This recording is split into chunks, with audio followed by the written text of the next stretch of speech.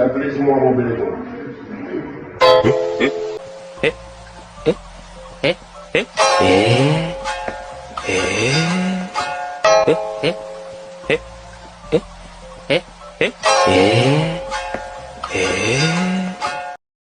Assalamualaikum warahmatullahi wabarakatuh. Kembali bersama channel saya Faisal_Vector, channel yang memberikan edukasi soal hukum sosial di masyarakat.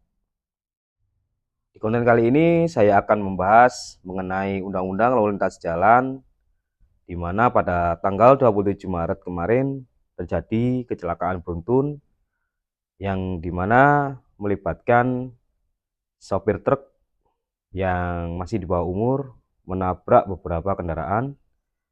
Nah, sopir truk ini yang berinisial MI ternyata masih di bawah umur, dan di ulasan kali ini saya akan membahas bagaimana menyikapi seseorang yang di bawah umur akan tetapi telah merugikan orang lain secara material dan terjadi unsur pidana pelanggaran lalu lintas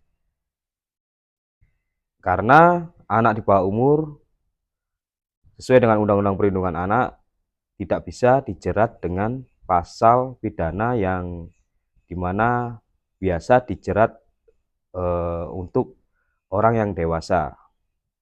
Bagaimana menyikapi hal ini? Saya akan membahasnya di channel Faisal_Vector. Sebelum saya membahas konten ini, saya berharap klik tombol subscribe, like, dan komen agar channel ini berkembang dan menjadi wawasan bagi kita untuk memahami soal hukum.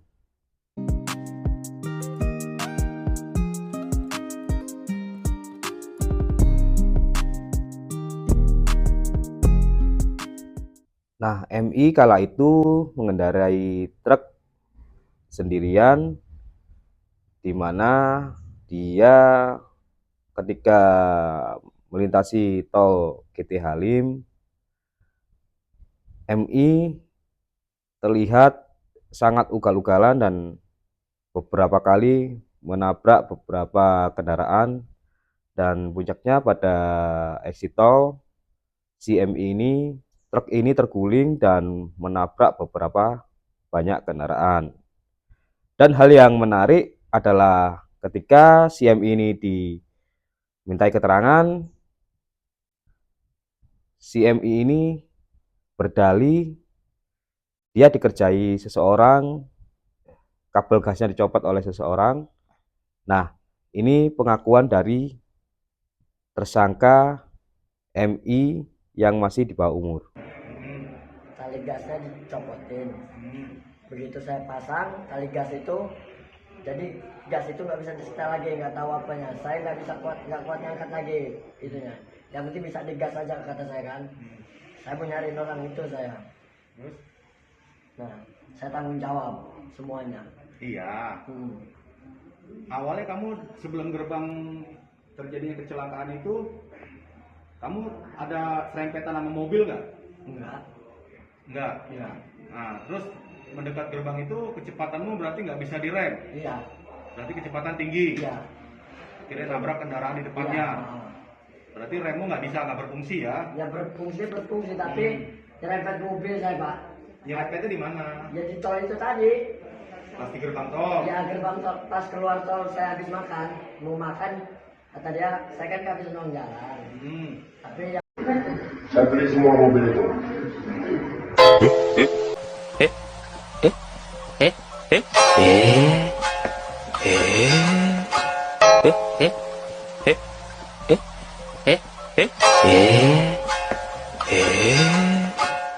Nah, agak ngeselin juga ya kata-kata dari si MI ini, seakan-akan kemungkinan dia orang tuanya adalah yang pengusaha timah yang kemarin 141 triliun. Mungkin itu sangat bisa sekali, bahkan ganti kendaraan, ratusan kendaraan mungkin.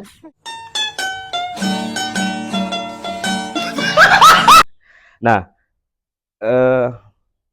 yang saya bahas di dalam konten ini adalah bagaimana menyikapi persoalan anak di bawah umur yang berhadapan dengan hukum, karena sesuai Undang-Undang Perlindungan Anak, anak yang berhadapan dengan hukum bisa dikatakan ini adalah lex specialis. Lex specialis adalah secara undang-undang tidak bisa dijerat dengan pasal di mana pasal ini sesuai dengan hukuman orang dewasa. Nah,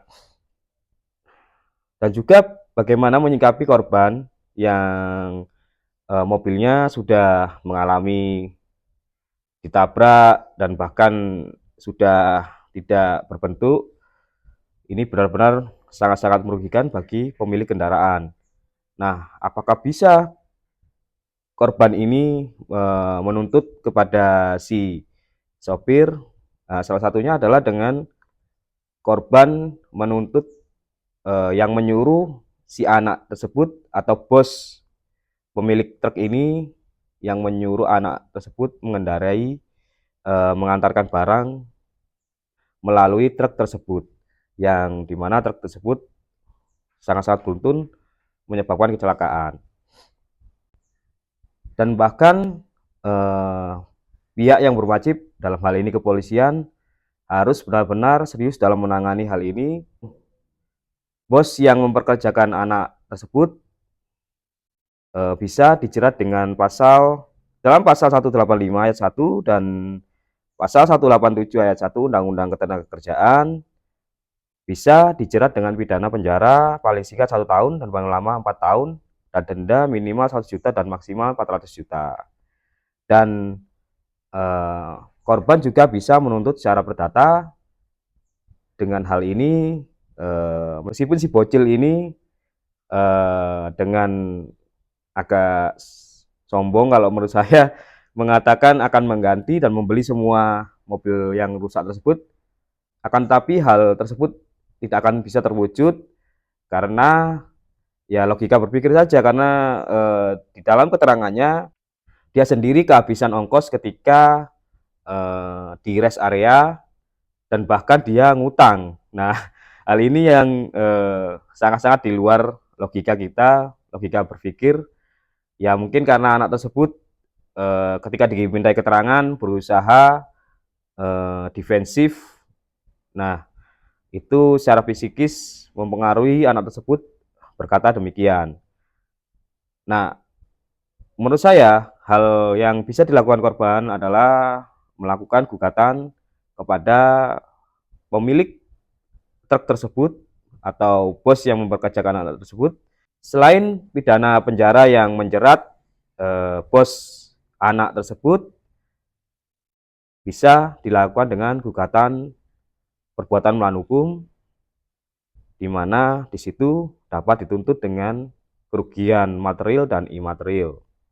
Nah, namun yang lebih didahulukan adalah mediasi antar beberapa pihak, baik pelaku, bos pelaku, dan korban-korban yang pemilik kendaraan tersebut. Apakah si bos tersebut benar-benar mempunyai tanggung jawab untuk mengganti kerusakan yang dialami pemilik kendaraan? Mungkin dicari win-win solution yang bisa dilakukan sebelum melakukan gugatan perbuatan melawan hukum apabila si bos ini melalaikan tanggung jawabnya.